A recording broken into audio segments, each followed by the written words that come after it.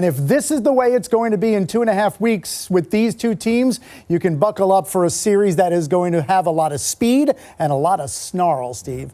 Well, I think the best news for the Rangers guys was they saw New Jersey's best in this game. Now you can adjust to their neutral zone, you can adjust to their speed and their D-zone coverage, and you brought the physicality. To me, there's already a lot of bad blood out there. There was a lot of after the play, after the whistle, a lot of dirtiness. You can see these two teams hate each other. That play right there with Mikkola and Fox, you can see that there's already that animosity. If Tuesday's game versus Columbus was Instagram hockey, tonight was playoff-style hockey in every sense of the word. The physicality, to me, is always going to set the stage for a great series. When you hate your opponent, it always brings out the best in you. And this is the stuff we're going to get used to, guys. It's going to be a 7-game slugfest against the Devils.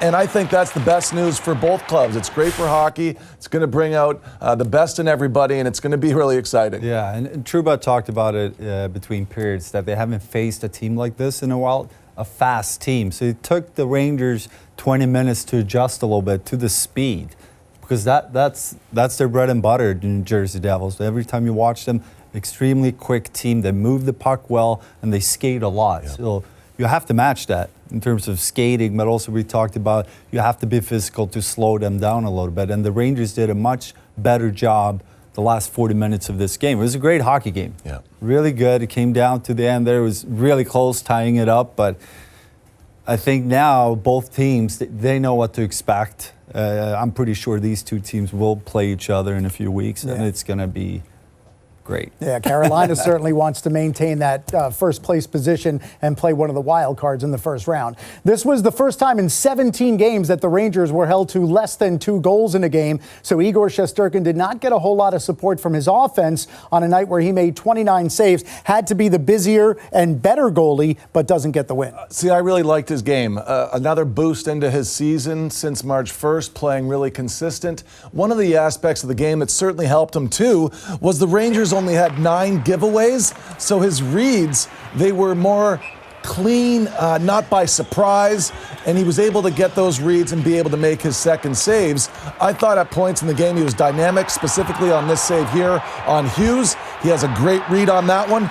And you look at the game, Hank, compare that to Tuesday, where it's 21 giveaways. This is a Rangers team now that was able to settle in and play defensive hockey enough where at least it's not a lot of east to west breakaways and breakdowns. Shesterkin was great. He held his feet well and he was solid. I didn't think he had to be the star of the game, but he certainly, again, takes another step forward. Take another step forward towards the playoffs, feeling good about himself. He's obviously the key to a long run. Everybody wants to see him playing confident hockey, and he is. Yeah, I agree. He looked really strong. And to your point, the Rangers, they didn't make that many mistakes. It was just an adjustment of speed in those first 20 minutes. Mm-hmm.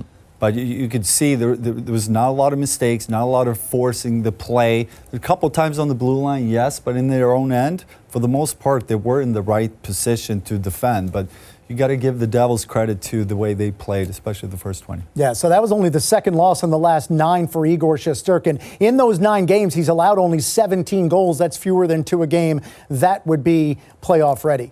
But the Rangers had only 1 goal on this night. It came in the later stages of the second period. It came on the power play, and it was courtesy of Chris Kreider, his 33rd of the year, and now he is 5th all-time, tied with the great Vic Hadfield in Rangers history with that 33rd goal. Steve, we're going to go inside the film room presented by CDWHP, kind of break down how it happened. Yeah, and I thought the Rangers stepped up. They held the offensive blue line better in the second period. Case in point was Adam Fox, able to stay up here to recognize when you're on the power play, you can take advantage and be the more alert team. This allows Zibanejad to reroute himself and then really get a second setup. When the Rangers are able to do this, now they've got control. You can see that New Jersey will jump you if you bobble the puck or the passing is not crisp. And that's something you learn from this game. You've got to move it quick against these guys. They're going to jump you and they're going to have that support. It was really just an inadvertent clear here that goes off Sharangovich. But to me, one more time, it's Kreider. Get to that back post when there's chaos in the slot. Get to the back post. That's where goals are scored in the NHL. It's not about crowding the net front and everybody getting there and trying to muscle it through in a scrum, but just relieve yourself. Know that timing, and you get spacing there, and he cashes in again. That was almost the only mistake I feel like the Devils made throughout 60 minutes. Yeah. They didn't manage to clear the puck twice. And when that happens on the PK, usually you're going to get burned.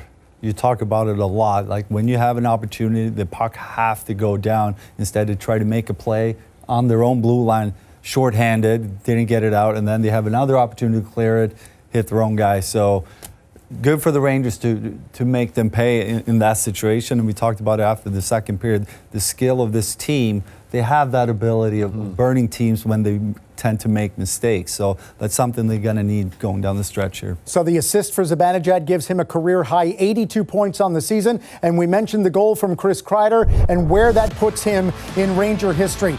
Tied with Vic Hadfield for fifth with 262 goals, 10 away from the great Andy Bathgate, and then only 18 to go to get into the top three where Adam Graves resides. And then, of course, the top two, Rod Gilbert and Jean Rattel.